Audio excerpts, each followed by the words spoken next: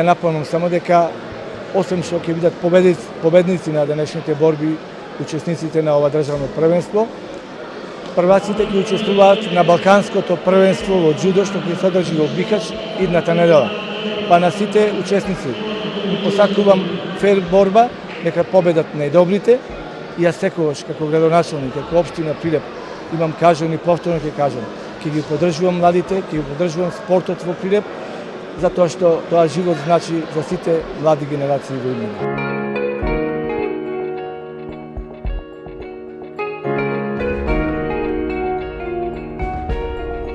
Значи денеска тука се случува државно првенство за пионери и кадети, како што и кажа и градоначалникот, кој е еден филтер да се селектира селекцијата на